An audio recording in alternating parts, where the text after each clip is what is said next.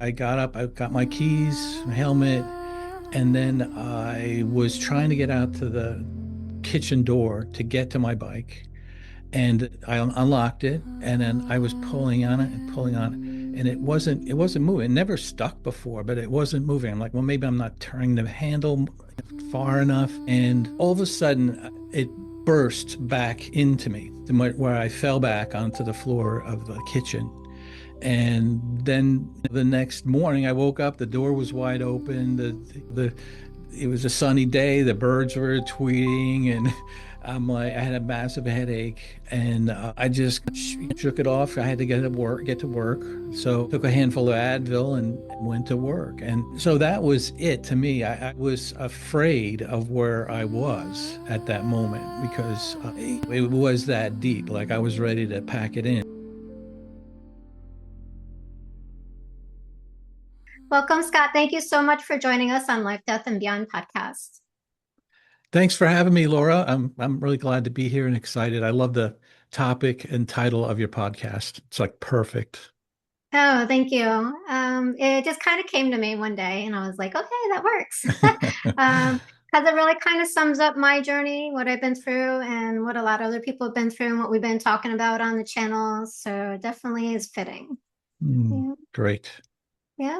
And you've had some experiences, and I kind of wanted to see if you had, because you do write about angels, awakening, and you are also, you've done research, investigating, you've psychology, you have degrees. I went into psychology for my master's, Oh, and I went through awakening, near death experience, had a lot of different mm, experiences myself. Also, part of why I do what I do, to mm. help share the information. Would you like to share any spiritual experiences that led to investigating angels?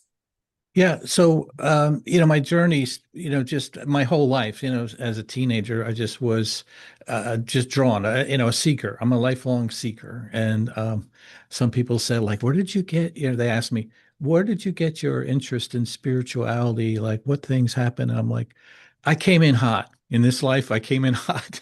I was just fascinated. We went to Lutheran church and different denominations over my younger adult life. And I was just a passion for for connecting with God, who we are, what's our connection. And then religions give a little tiny slice in that, aspect in their world and perceptions and context. But I always grew out of that in a sense and wanted more.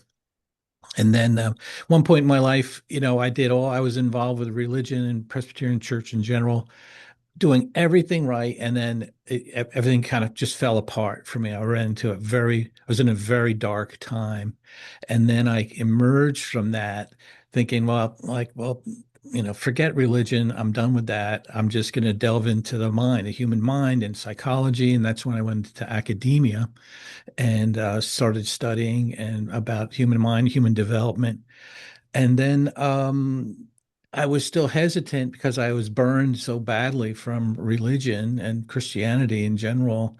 And I didn't want to go that route. So I kind of focused on meditation for many years. Did the Vipassana, a couple sessions of those 10-day retreats, if you're familiar with that. Very intense time of quieting your mind. And then after maybe about 10 years or so, I wanted something a little more specific. I was maybe aching for a little more tangible, maybe back towards religion, but not that in that direction. So I happened upon a podcast called A Psychic Story with Nicole Bigley, and she's a psychic intuitive and works with and practitioner. And then I ended up working on her podcast at times. And then she and I just came up with the idea of doing a book called Looking for Angels, a guide to understanding and connecting with angels, which was a huge leap for me coming from academia, you know, because, it's not, at some point you leave grounded reference science to intuition and spirituality and as challenging it was for me, I feel my job on this planet is to help people make that bridge. Like, you know, if your definition of reality is solely from science, then science is your religion, you know, that type of thing. And then, science is only our latest best guess and this and that. So, I kind of understand that and then moved into that. So she and I and it was very spirit led, the whole book. And it's not 100%, enough. Some authors, they automatic write, like download just books. And for both of us, for me and her, it wasn't that direct 100%, but certainly at times, you're writing and a page, shows up like in a blink. Like this is for me. I say this is brilliant. Who wrote this? And that's how that book came to be. So and for myself and for others, we wanted to just delve into that. And for me personally, it helped me get back into spirituality, more tangible, daily, robust, interaction with spirit. And that's what the whole book is about, on angels. And I looked at religions and science, religions and science and psychology and all the ins and outs of the hallucinations and that. And then she and her half of the book just maps out step by step how to contact your spirit team. And so for me personally, and in writing the book, that's how I became connected with my spirit team. We call it spirit team, which is comprised of many different entities and beings. And each of us has our own little group, and and that's how I made that connection. And it was catapulted into my next kind of level by going to Egypt about a year after I wrote that book. Went to Egypt on a trip sponsored by Gaia, the spiritual research organization. And it was all like pre-diluvian spiritual aspects of Egypt that we went through. And Eric von Daniken was there with the ET kind of lens on there. He's there for like 3 or 4 days. And so that really brought me to my next level, of like awakening, ascension, all those ideas that we're dealing with like right now, kind of came into place during that time in Egypt. So I've just been kind of writing and speaking when I can on my perspectives and what I've uncovered. Uh, I've been a teacher for many lifetimes, from what I told and what I kind of feel. And in that way, I'm just doing my job as I've always done, in terms of the audience, which is us in this 3D box that we call, our lives here, our reality. And I kind of bring in the life, death, and beyond, perspective, saying like, hey, there is a lot more out there than we know and experience every day. But you can learn, just like I learned, to be, a fraction of a medium in a sense, to be able to communicate with angels, have a spirit team, look for guidance, and be a source of truth and light and hope for those around us. Beautiful. So your books are some research and also some personal experiences. Yeah, yeah, yeah. My academic part of me just, always likes to be more content oriented and stories, but with backups and this and that. But yeah, some personal experiences as well. Yeah. Now, you talked a little bit about you went through a dark period. Can you share a little bit about that? Was it like the dark night of the soul, or what was going on during that? Because a lot of times, awakening starts with the dark night of the soul. I know mine did. I started going through what I call emptiness because I woke up within I guess you could say the realm of the illusion, right? Like getting Mm, married, getting a house, getting all these things that we're supposed to be getting. And then once I got there and attained them, it was empty. It was like, well, what was the purpose in that? Like yeah. I'm not changed. I'm still me. I'm not this person. I'm not the letters behind my name. I got the master's degree, the bachelor's. I checked off all the lists. Mm, And, what was it for? yeah. We do all these things. We're in search of, and it's more like, I guess, an ego um, Yeah. process and leading us through these things of what we've been taught is the way when it actually isn't. So I was waking up within all these experiences and being like, okay, what is the purpose of that? Mm, And from there, it kind of just brought me into like the dark night of soul, where it felt like my light was going out. And then, from there, it led into the near death experience. And then it followed then from there. So, would you mind sharing a little bit about that experience for you? yeah. Yeah, I'm a little reluctant to talk about it. I've spoke about it a few times, so it's out there, but it was a dark time in my life. I had been divorced. I was in that break from the church. Like I did everything right and my life still fell apart. My finances were zero.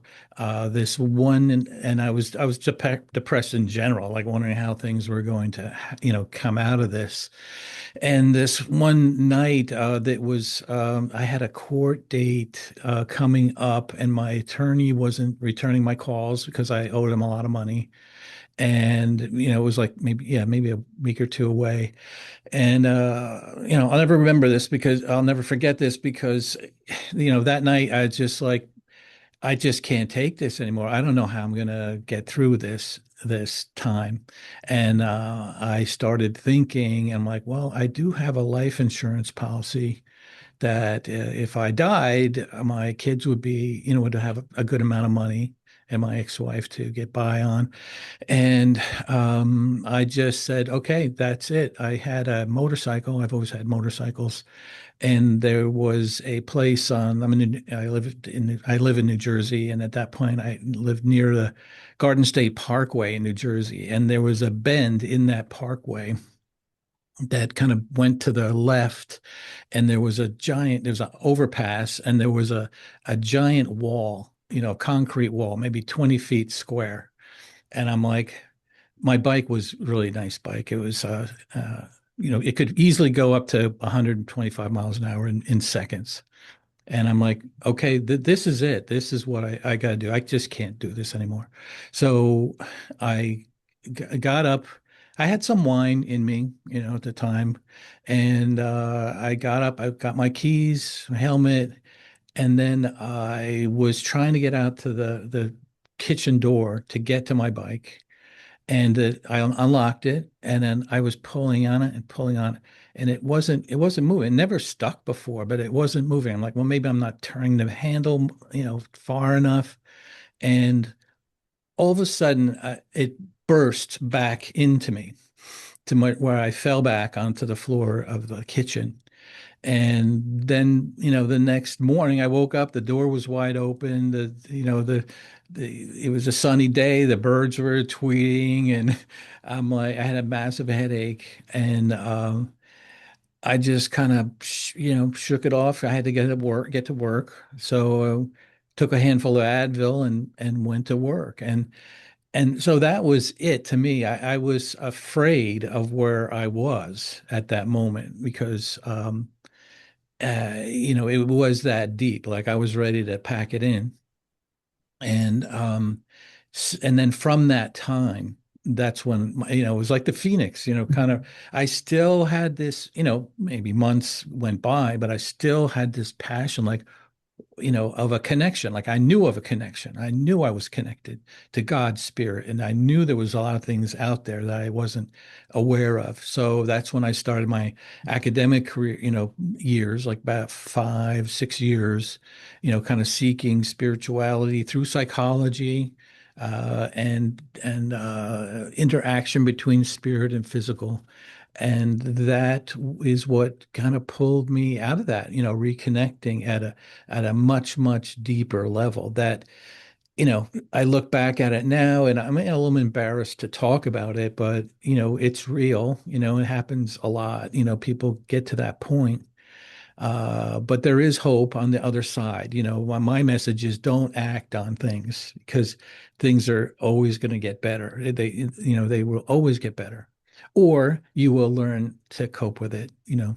And so that was my wake up call. And to me, like you can't get any more rock bottom than that. Like if I went through that, I can go through anything in this physical life.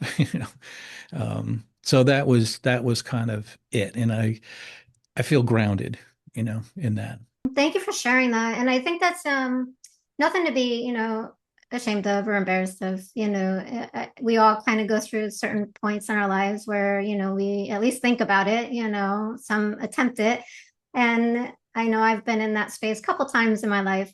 I say it's more like a love-hate relationship with life, Yeah, 'cause I've been through a lot in my life. And sometimes it's really needed as a changing direction in our lives, right, to get yeah, to that point. So it's part of the awakening, right? Because if we don't yes, suffer, then we don't, we just keep going down that path, right? yeah, So yeah, I think it's important to acknowledge it, and sure, because it does help other people. I talk about things that I've been through. Um, so from there, you kind of went on about like writing your books, and like I think three of them I have them here list: looking for angels, angels in training, and 12 lessons angels in training. yeah. Well, and then there's the one recently that came out last year was Awkward Awakening, which is the more future oriented post Egypt time in my life. So the first two, Angel in Training and Lessons, are kind of what I just mapped out my first life growing through organized religion and this and that. And then the Angel book and the Awkward Awakening is more firmly focused on who we really are, beyond our three-dimensional box, as I kind of say, and which is, oneness and getting in, accepting and embracing the idea that we are all one, connected at not this level because we're in this three-dimensional world of that's marked by separation. And once we, as a collective community on the planet, I kind of preface the first contact with our galactic neighbors. Like they've been waiting for us, and a lot of people that write about the ascension process and what's happening is our vibrational levels increase. We're spinning at a slow, it's like a gear going slowly. They're spinning at a higher gear. We can't connect because the gears will strip. So we're both, learning and have learned in the past to, they have learned to slow down their vibrations and we're learning to speed up. And at some point in time will be the the point where there will be first contact because we kind of will have arrived in the sense. Doesn't look like that night right now when you look at the news, but as people point out, the governments comprise like 2% of the world's population, and the bulk of the world can be changing. I mean, I just saw the other day there was 1,000 people in Tibet held a meditation. I don't know if it was a day or a week, but 1,000 people meditated for an extended period of time for peace on Earth, and things are like that are happening, and they don't make the news. But I believe that in Gaia, the Earth in general is going through. Some people say already is at the fifth dimension, and we're just catching up. So yeah, lots of things happening in that way, and I Mm-hmm. I think it's hard to see, but it's good. Yeah, yeah, definitely. We're going through a big shift. Definitely, a lot of things are happening, experiences, a lot of people waking up and seeing, realizing a lot of different things that are coming out of the dark. Yeah, That's been, hidden for a very long time. Um, Now, I did want to just go back to when you said that the door was stuck. Do you think that was like divine intervention? Do you think there Well, was like an angel there, or what do you think was going well, on? okay, well, academically, it could be that. Academically, the door could have been stuck. Like you have to consider both. Personally, the door has never been stuck before. I think it was an angelic intervention at that point because I had, in terms of psychology, I had the motivation, I had a plan, I had the way to execute my plan, which was minutes away, and I was heading down there. I was heading to do it. So I think that it was it. I think it was my stopping point. Like, no, you're not doing this. Uh, Too much more to give. You know what? I don't know why, but uh, but I felt that it was a divine intervention. Yes. Mhm. And along your journey of exploring angels, writing your books, have you had seen an angel, like, or felt them or sensed them? Because a lot of people will say they will have a certain smell, a certain frequency, vibration.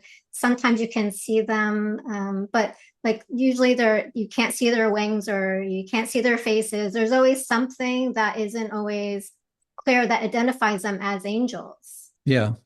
Well, certainly throughout my life, well, in my mind's eye, in my mind's eye, I had an experience in Egypt, which I'll get into this in a second. But prior to that, it's more of dreams, certainly dreams. I would wake up and like something happened and I was somewhere, but I just can't.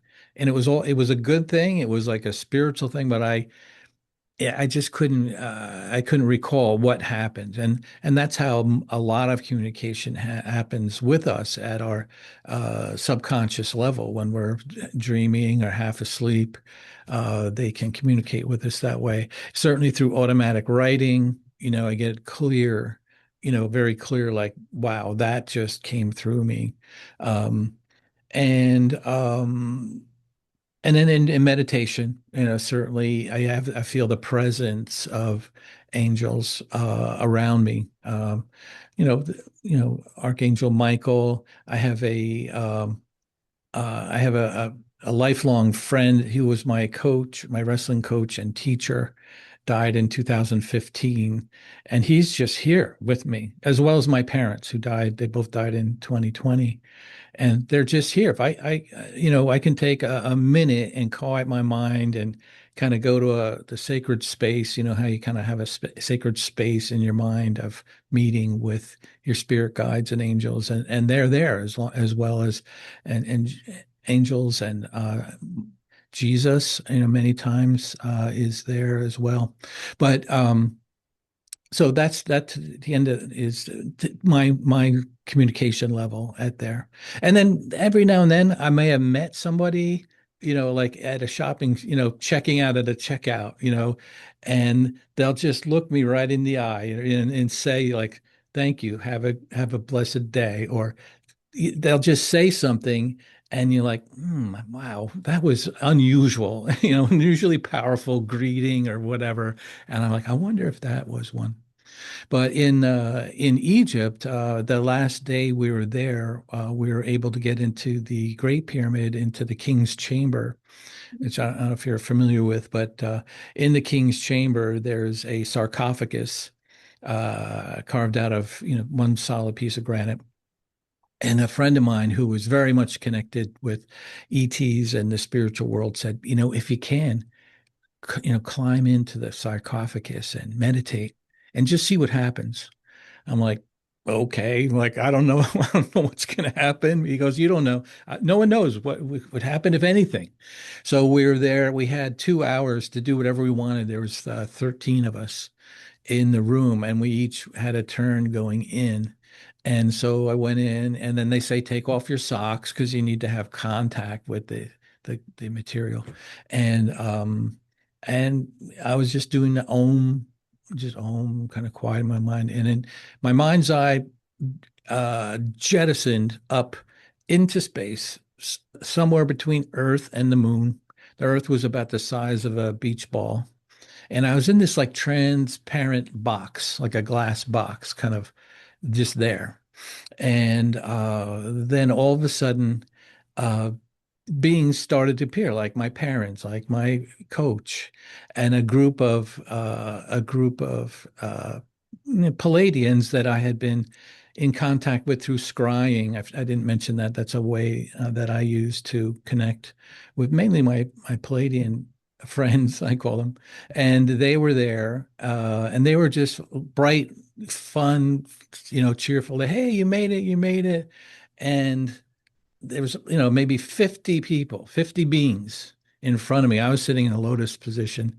And then they started parting like from the back of the room, of the cube, and like somebody was coming. And I got to make sure I get through this.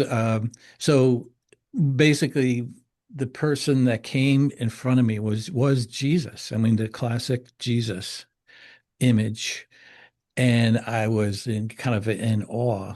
And he reached down his hand and he pulled me up and he says, Scott, you'll never have to bow before me ever again. And we just embraced. And and at that point I was crying my eyes out, right? So, and I kind of come back to the sarcophagus and I was bawling and I was whimpering because I didn't want to mess up everybody else's experience, right? So I had my sock, I was using it as a tissue and kind of climbed out and was kind of whimpering in the corner. I mean, out of just pure overwhelming joy, and connectedness. And so that was a very confirming and propelling and wonderful, wonderful experience that I had, and reconnected even further from the Jesus that I knew from conservative Christian groups that do not, that just didn't work and kind of missing out on the love thing. And so, yeah, it kind of reconnected me with Jesus, and now kind of been back into looking at Jesus's teachings and looking at him as a guide, not as a religion. He never wanted to be a religion. He just Mhm. wanted to teach, show people how to be ourselves and who we are, how to navigate this world. So, yeah, those are my interactions. Beautiful. Yeah. Yeah, I haven't been to the pyramids. It's on the to-do list, but I haven't really had the Yeah. experience yet. So Oh, hopefully, at some point along the way. Yeah, and I think oh, I'm right with you on, the whole Jesus and the religion. He, not meaning to be, part of the religion, but they just integrated it and made it that. I've had a lot of experiences, myself spiritually with Jesus. He comes in on a lot of my healing sessions and a lot of different channeling information because I do automatic writing. So I do mm, have a lot of a close connection with him, and I'm not religious whatsoever. I've mm. kind of dabbled in, Protestant when I was a kid because I was forced to go, as a child, and then married into Catholic. Uh, Tried to go to Methodist for a month, and none of them really resonated, and I just didn't stay around. It just, I think people seek to find source God, who we are as seekers, and then we get caught up in the religion. Yeah, yeah, And though some of the teachings I think are valid because they have, yeah. Truth in them. true meaning and truth in it, but Yeah, just the way that it is just doesn't resonate with me. You know what I yeah, mean? And a lot of the yeah. people, and I think we're waking up to that. Like a lot of people are finding who've had near death experiences that religions lie to them. Yes, You yes, right, know, exactly. And Uh, so little by little they're leaving, and some people are actually integrating new thought systems, right? So from what mm. they've learned from the other side. And so they're bringing back the truth, here, and sharing the information, which is amazing. I love that. Yeah, Um, I say that there's like four ways that people can kind of break out of this, this our 3D reality.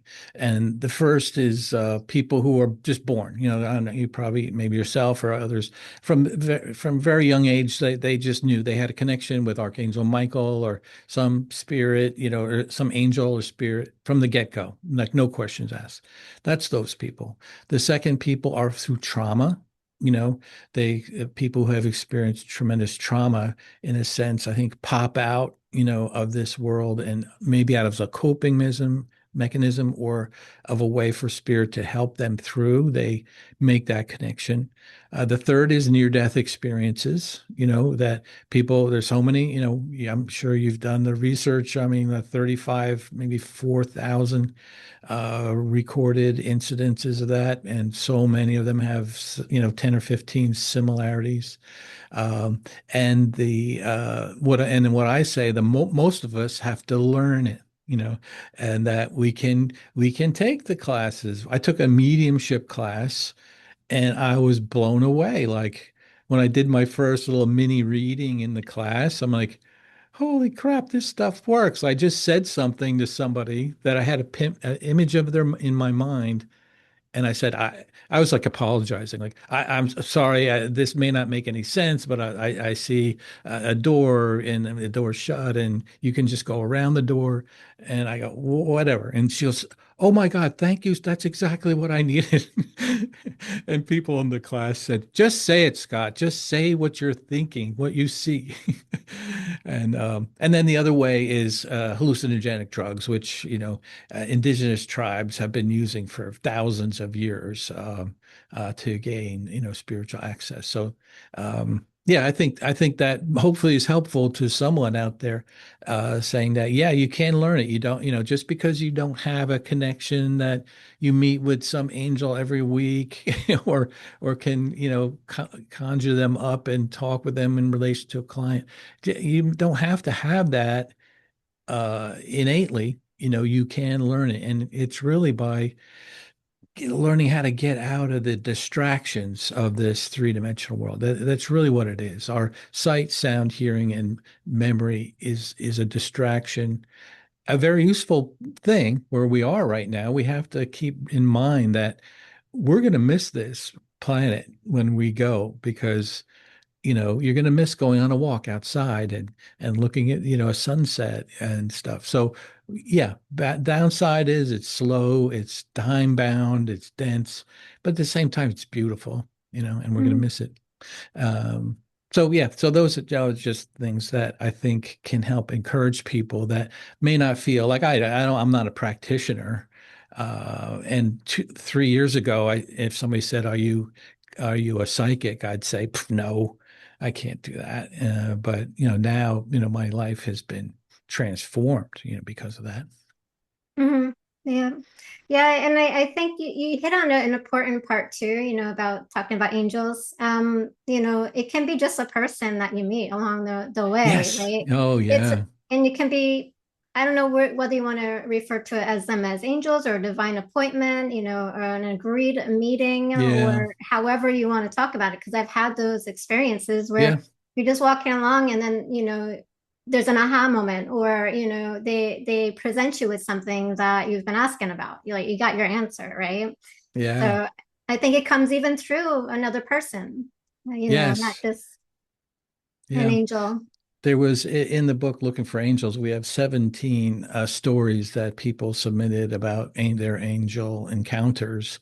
And the one brief one that I like a lot was a woman who was, she was and her husband were just at odds. They were fighting all the time. They, hated each other. They were ready to divorce. And the woman was a runner, so she went out and ran in the mornings. So upcoming, the divorce was upcoming, and she was out running, and a fellow came up to her, was running a little bit faster, and said, "Hi, how you doing? Blah blah blah. Nice path we have here, yeah." And in a moment, she got an impression, a voice kind of from spirit said, um, it pointed her to all the good things that her husband did and how she was kind of the jerk in the relationship. And she, and all kind of things she could have done better. And the feeling that she got was she was forgiven, like forgiven by spirit, by God, for being who she was, and her contribution to the failing of the relationship. And just in a glimpse of time. And then she was running with the fellow, and then she was, thinking about that. And then it came time for him. He goes, "I'm going down this way. You go that way."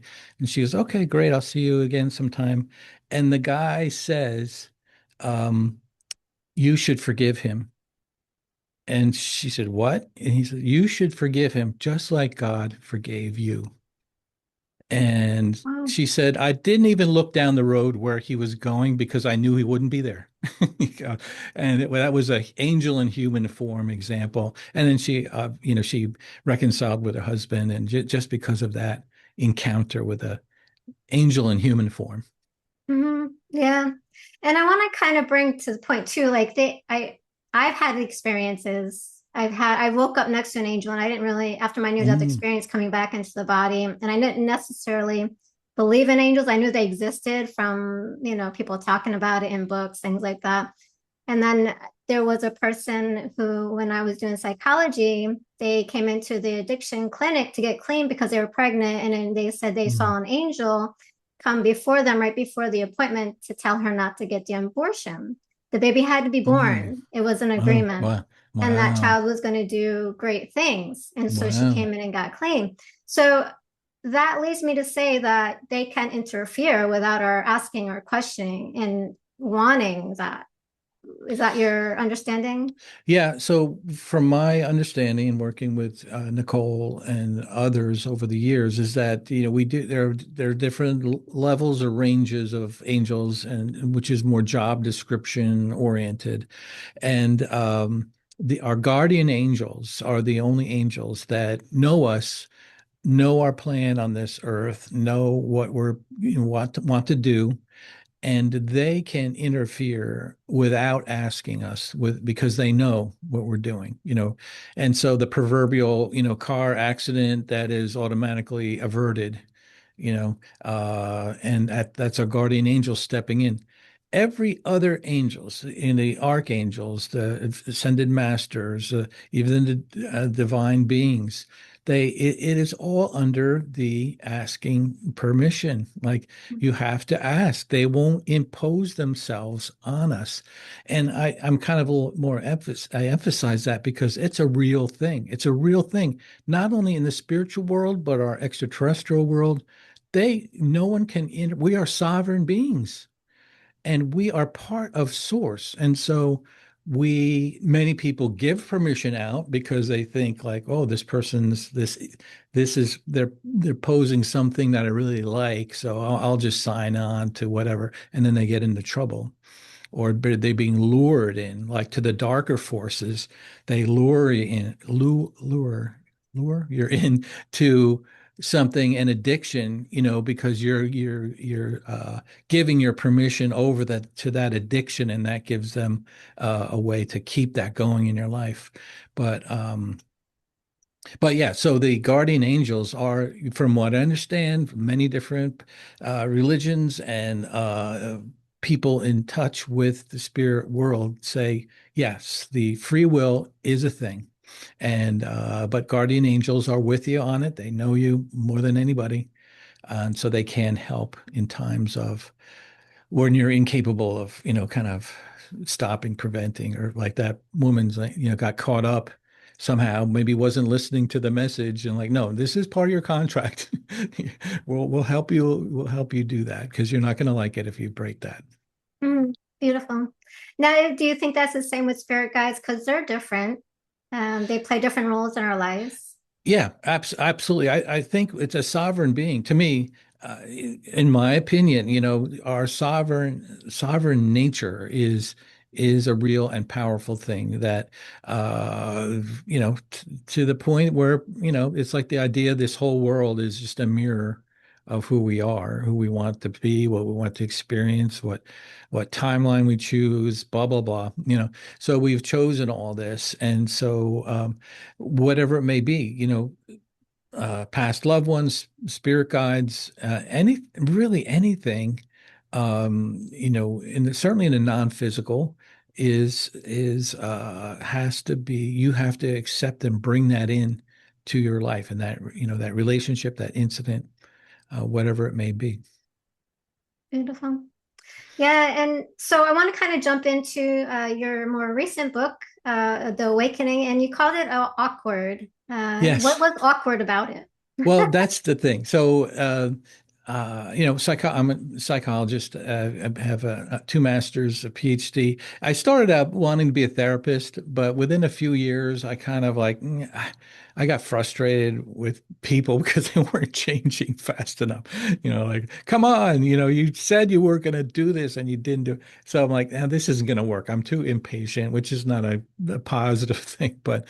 So I figured, well, I'm in this now. I started my doctoral program, so I'm like, I'm gonna delve into spiritual development and how psychology interacts with that. And so a lot of the concepts, come through. And the thing about awakening is that the first thing is it's change.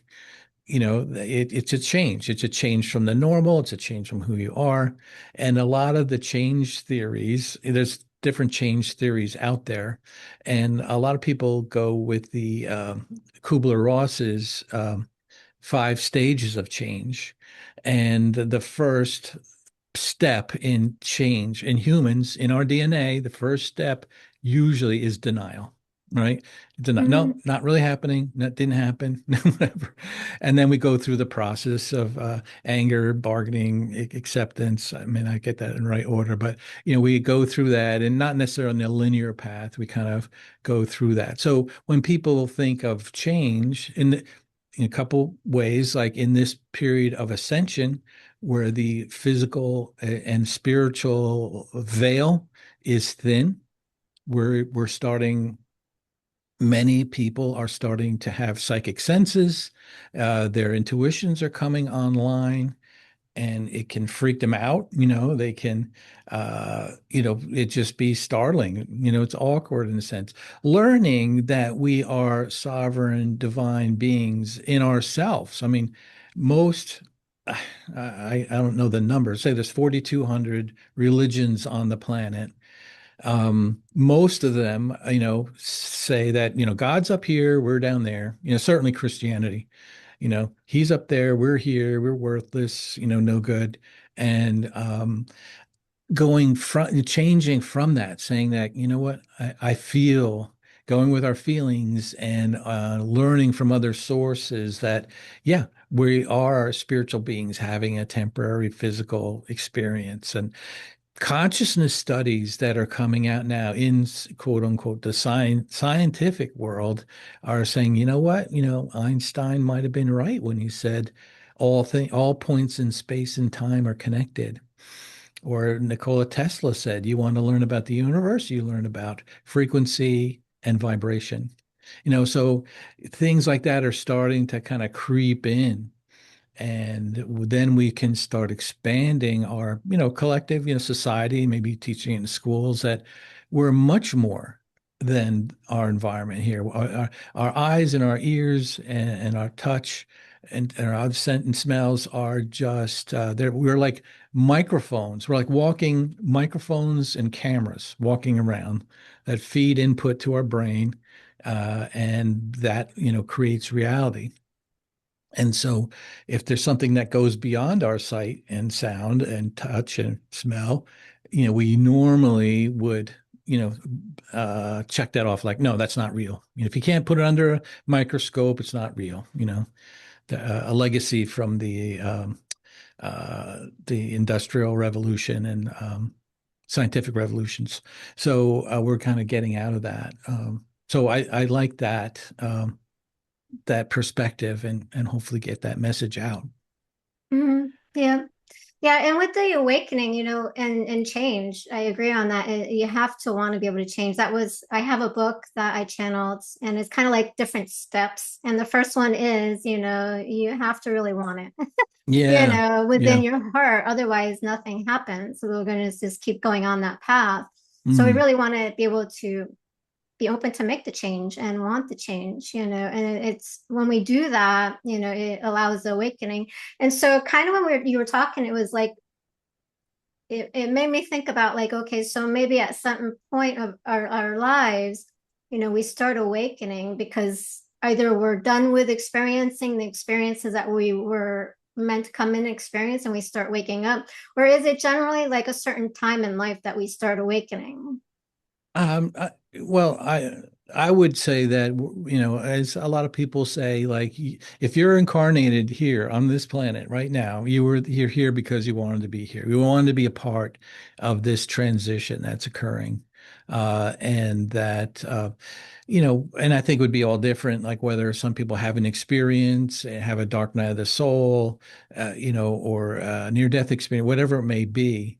You're going to, this is going to happen in your life that you're going to start picking up on this, or you'll just gain an interest. I think, and a lot of people, like I mentioned in the thinning of the veil, people are like, well, wait a minute, how did I know that that guy was just going to say that? Like that's a new thing for me.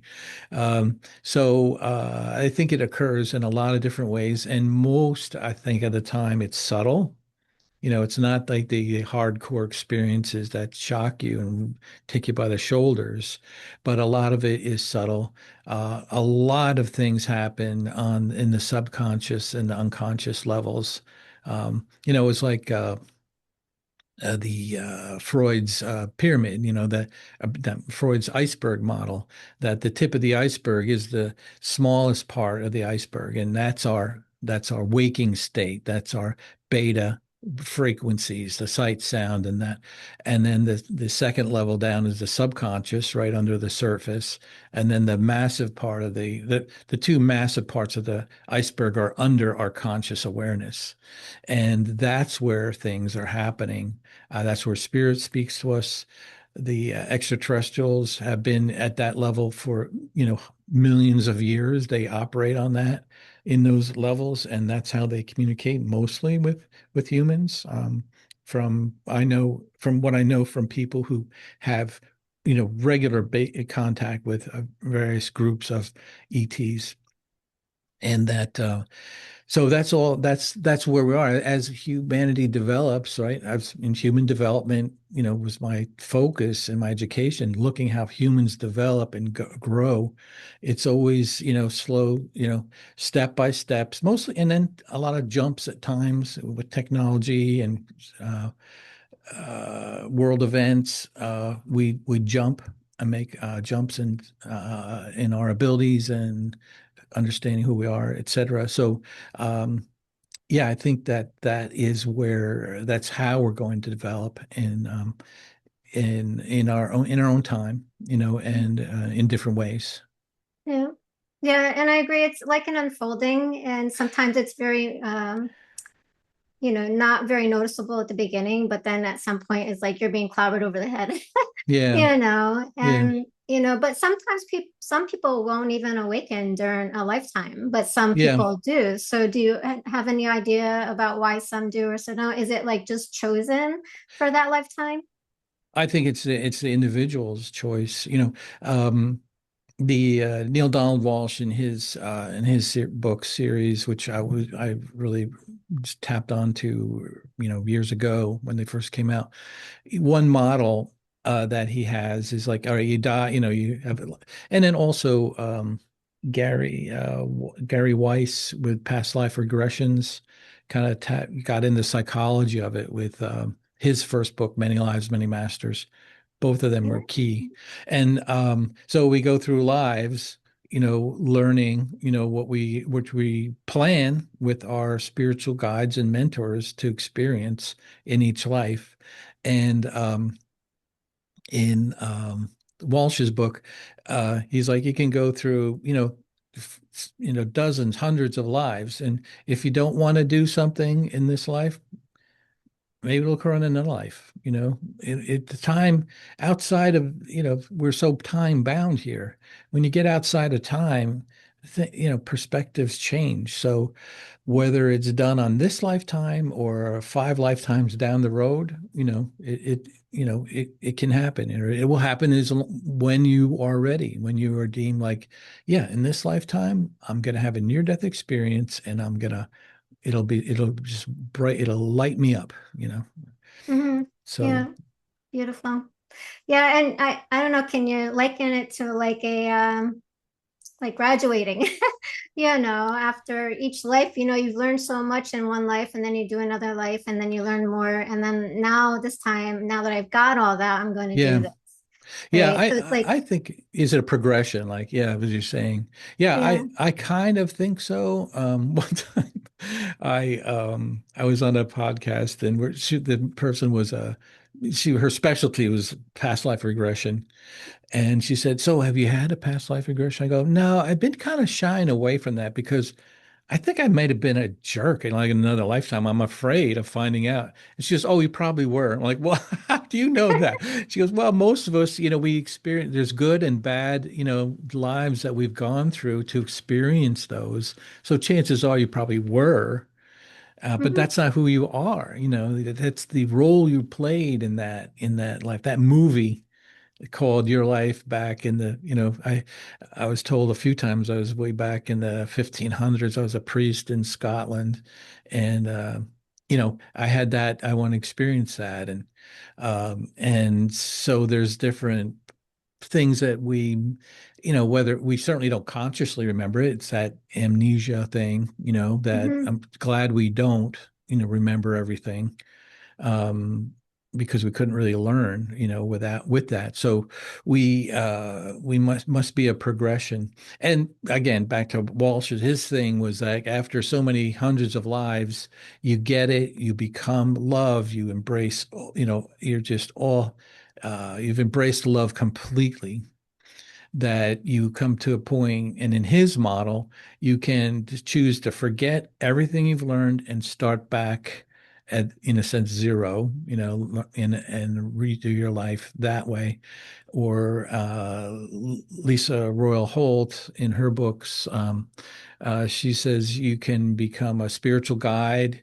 You could, you can incarnate. You can be a spiritual guide, or at some point in our soul's journey, maybe after thousands of lives, we go back to source, like the drop of water just going back into the ocean, and then coming out another time to do another thousand lives or so in different planets and scenarios. So yeah, I think that's kind of my perspective on it. That we're here. There's a reason why each of us are here on this planet at this point in time. Sometimes lately, you watch the news and they're like, "Why did I pick this timeline in this life? Like, I don't want this," you know. But you know, as I said, then the message came through to me like, "You're gonna miss this. As bad as you think it seems, you're gonna miss this. We're gonna wish to reincarnate again in an environment like Earth at some point because you're gonna miss the sunsets and the swimming in the ocean and those types of things."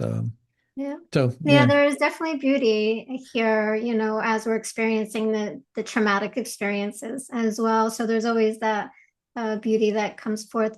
And like I know, I can't even like I stopped watching the news. oh I yeah, stopped trying to get into, watching all that. And though I know it's people say, well, it's important to know what's going on. I know, but like my literally my soul center, I just start getting anxiety and like it just doesn't yeah, feel good. So I just turned yeah, it off because like I don't want to feed myself all that yeah, negativity.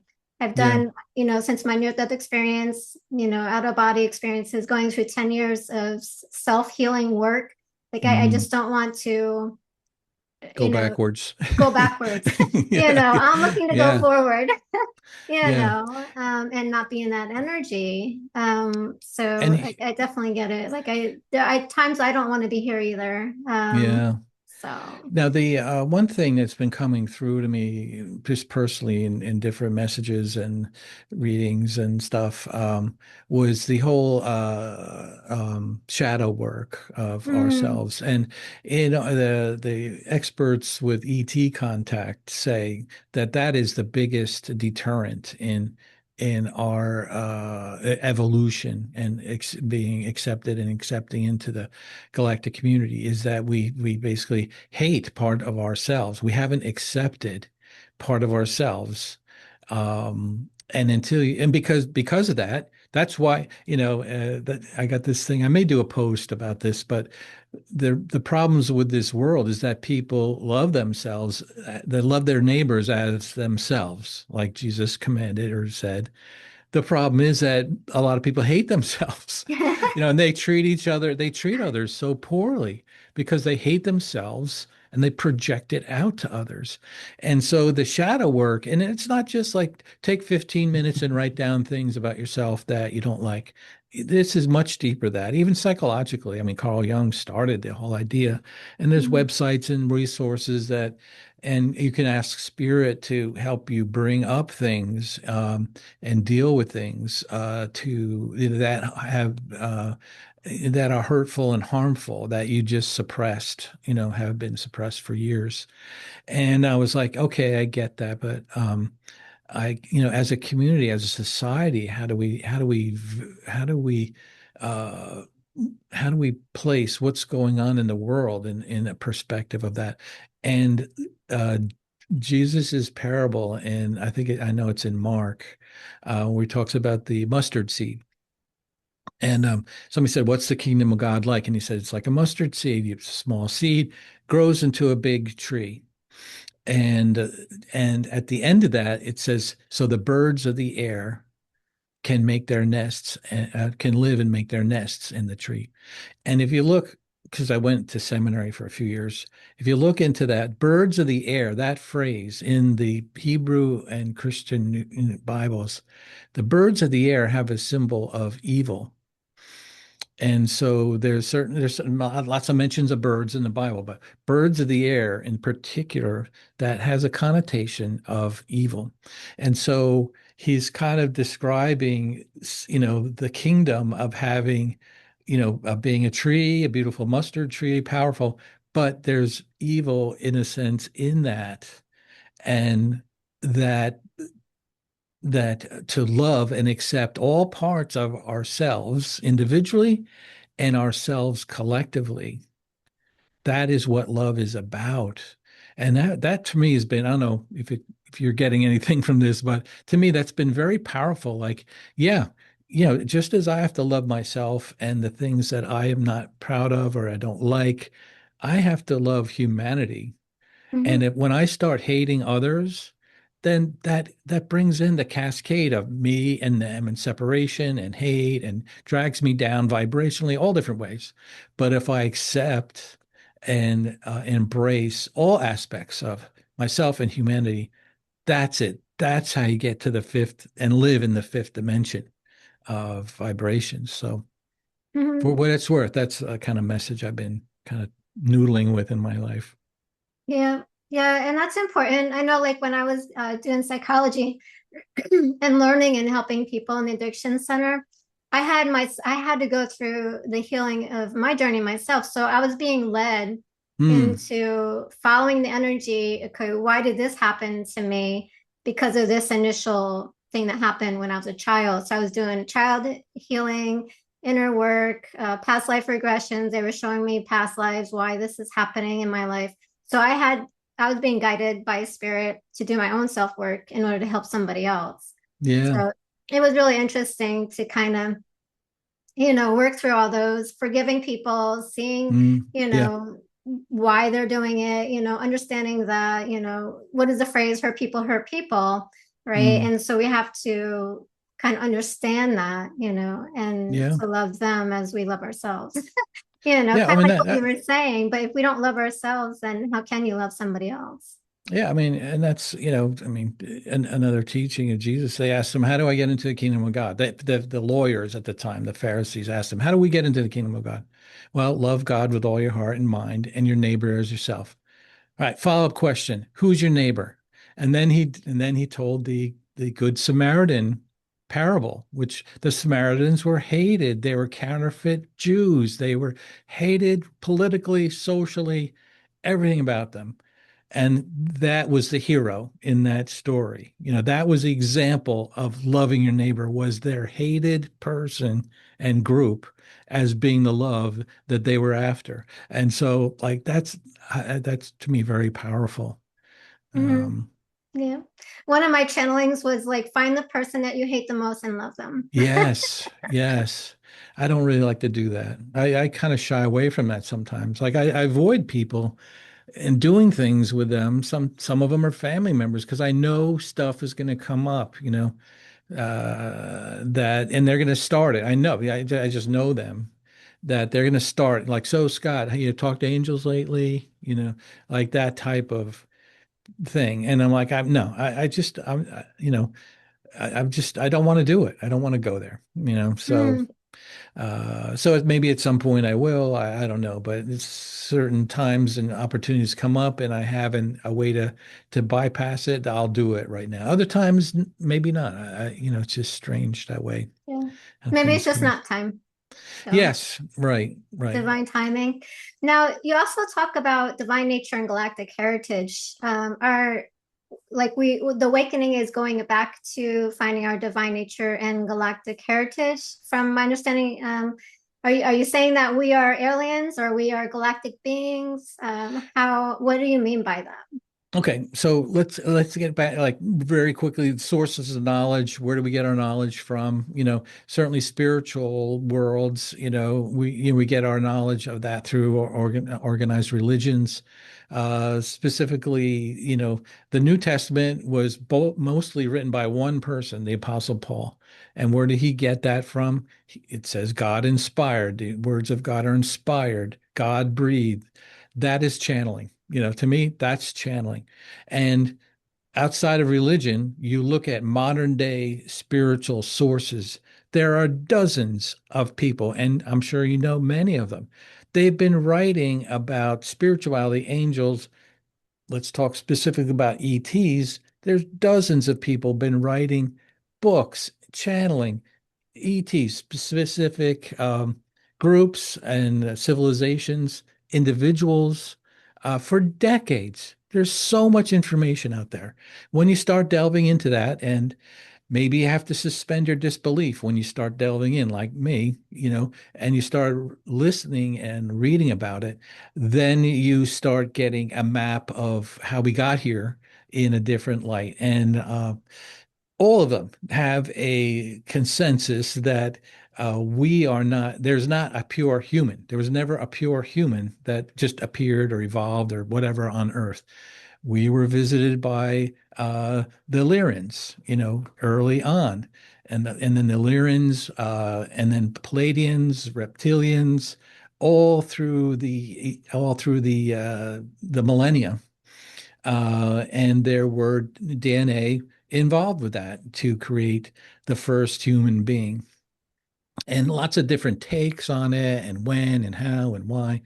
But basically, that's what I've come to believe is that yeah, we all are star seeds in the sense that we have a galactic heritage, and humanoids came from Lyra, from what a number of sources say that, and then different versions of humanoids, Palladians and etc., are involved as well. But that yeah, in a sense, we were aliens. One sense that Earth was not created out of with humans on it. That humans were added into the mix, and that we have. And then there's lots of different, really interesting. April Elizabeth is a current modern day source that's interesting. I've been kind of listening to her. She has a very solid, at least how she presents herself, a solid, I don't know, it's Elizabeth April. I always get that confused. She's on YouTube and stuff. She has a solid connection to several communication civilizations and the federations. I go into this in the book, a governance. There's a governance that exists, several levels of that. A chapter in my book, Awkward Awakening, was written by Marty Rawson, who has a very solid connection and relationship with several of the galactic civilizations. And he actually has his chapter is how to connect. If you'd want to, he kind of labels that out. But he's one that also. So that's a whole world, out there. And Mm-hmm. In the book Awkward Awakening, I start off with how paradigms shift. Like we think things are one way and they're actually another way. And I go through Copernicus when he knew that the Earth was not the center of the solar system. He just knew it. But you know, Aristotle, Ptolemy, Catholic Church. No, the Earth is the center.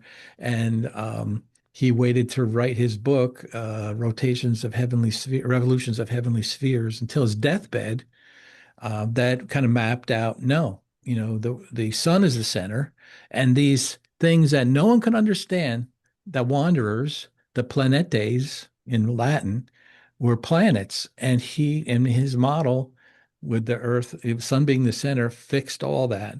And it took Mm. basically 200 or 300 years. Well, took almost 400 years for the Catholic Church to realize to admit that they were wrong in assassinating Bruno, his Galileo's counterpart, and his imprisonment until death. But anyway, so paradigms change, and it takes a long time. We're humans; it takes a long time, and so this is what we're on the cusp of. We're on the cusp of opening up this whole thing. Like, what? There's other planets. They've been on our planet for thousands of years. And right now we're in a soft cell in the sense information is being leaked out. U.S. government is leaking out videos. There's lots and lots of information out there about that. Movies, TV shows.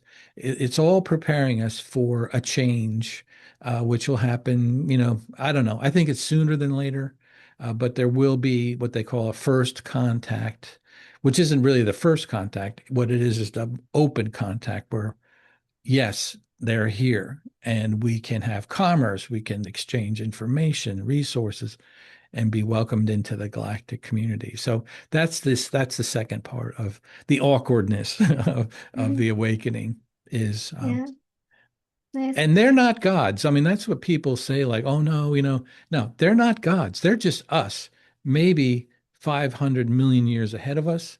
But the angels, the divine beings and entities are still in play in the sense they're still not over them, but just like they are more advanced and live life and love in their being, God and source, and then all the angels and spirit guides, they're all still in play.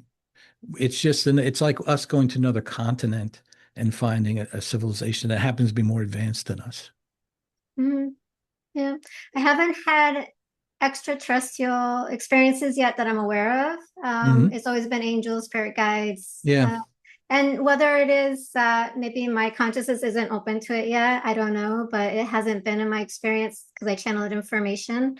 But I do kind of brought this in the other day, and it was like, well, what if the angel spirit guides and all everybody that we talk to or we perceive are aliens, and it's just we're allowing it to appear as an angel because we're Yeah. not ready to Oh, accept yeah. that Oh, I they could certainly are. see that. I can certainly see that happening, whether that's the way or not. But, the angel from the Hebrew and ancient texts, the angels were, the physical universe was brought into being, created by Source, and including humans. And then the angelic realm was made. And they are, from my perspective and research, they're hardwired. They're hardwired to love source, so they can't act any other way than that. And with some caveats, but basically that's where the angels, archangels, and guides and that come into play. But then, so that precedes every other living being in the universe. That they're more like us than they are like angels. Mhm. And they make ships that crash on Earth, and Yeah. governments create a covert operation to keep them quiet and all that stuff. Yeah, yeah. Have you seen lately? There was thing that did come across social media, Facebook, I think it was, where somebody posted that I believe there was somebody in the religion. a father or something like that is saying that extraterrestrials are actually demons. Oh, well, our vice president of our country said that. Hmm. I know 5 different sources confirm that, and that's the fear factor. I mean, I posted a few weeks ago that as ETs start making their appearance, um, groups will want to demonize them because they're going to want to control the narrative for fear so that they won't lose any power. Like, so Hmm. religions may say that, governments will say that, just like the US government. I mean, it's pretty much known that we've known about ET involvement on our planet and UFO involvement for like 40 years. 40 years. Why? Well, because we want to control, we don't want anything else out there that might seem more ahead of us. Like we don't want them to take the power away from us, so we got to squelch it. Call them demons, the Catholic, or many religions, Catholic Church, scrying is a divination tool. You'll bring in demons if you do these things, and it's all a control factor, from in Hmm. my mind, and Yeah. that nothing can happen to us unless we invite it into our lives. It's just the way it is, and Hmm. we have to embrace that and go boldly, through our lives to do that and realize that we're not just things don't happen to us. We kind of co-create it and move through it and learn from it, and in a sense, nothing's out of our control. Although that's a hard thing to realize on a day-to-day basis in this physical world, but um, we can't be destroyed. We can't be destroyed. No.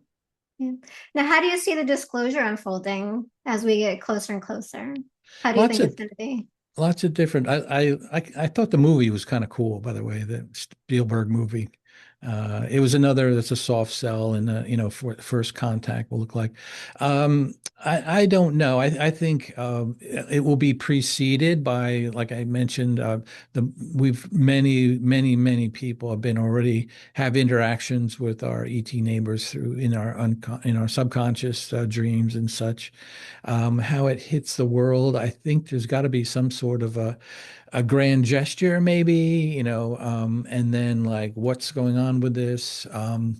What are these people? I think it has to be something visual coming down.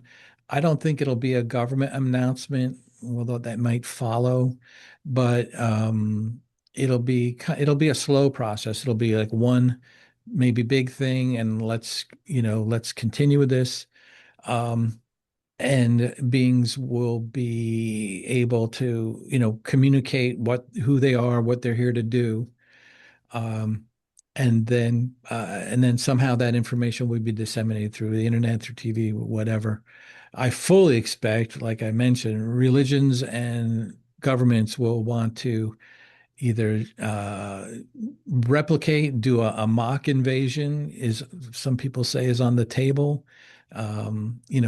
The government already there's documented evidence that the U.S. government has created staged events, with aliens to spread fear and doubt among people. Uh, Again, to control the narrative. So it's not going to be clear cut. It's not going to be where everybody's like, okay, that's it. We're following them now, whatever they say. It's not going to be like that. It'll be kind of a mix and a general, gaining of trust in what's happening. Is it really happening? Did it happen? Did people say that, etc. So we're going to have to have a lot of discernment individually, um, and individuals have to be grounded. Again, go back to your source, go back to your place where you meet and spend time with God, source, love. That's going to be critical. It's critical now. It's going to even be more so to have discernment and stay grounded moving forward when this happens. Mm. And how can people do that? Do you think meditation would be a great way to do that? Yeah, meditation, quieting your mind, is a huge part. A lot of people tell me like, "Oh, I can't meditate." I'm like, "You can meditate. You're just not, you're putting too much on the word in meditation. You go for a walk in the woods. You listen to your favorite music on the radio or your iPod, whatever. You get into a space where I think everyone can feel it's a place of light and of love. Um, that's your safe place. And that's how you can become grounded and detach yourself from your fears and what's really going on for a moment. And then you kind of get a reset.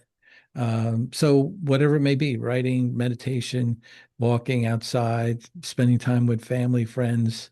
Um, yeah, I think that is whatever works for you, whatever gets you into that good place. Beautiful.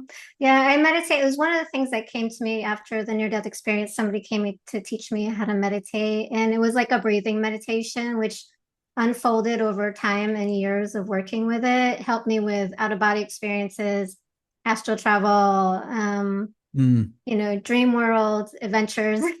A lot of things came from it. And quiet in the mind, I got into where I was in a space actually where I even got to a point where I wasn't breathing anymore and I was just existing. So mm, meditation, you can do it in many different ways and use it yeah, for different purposes. It's really about, I think, reconnecting to yourself and building that yeah. connection, you know. Yeah, that's crucial. Just to feel, understand that, and then you'll be given and trust the process that you'll be given the information that you need to know. Like all the people that talk about in having contact with extraterrestrials say that discernment is a key factor in that. Like you have to just don't go running in, and it's good to be cautious, take Mm. your time, and ask to be led. In the way that you need to be led.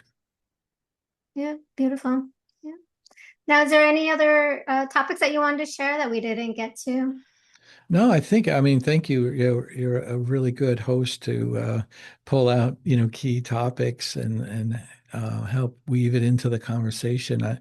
I think, the big thing is this is a time of change. I mean, it's been predicted on so many different ways. The ancient Hindu, Indian, Mayan, ETs all predicted this time on planet Earth is a time of change and that is part of the process that's happening before a next 14,000 years of wonderful times on this planet.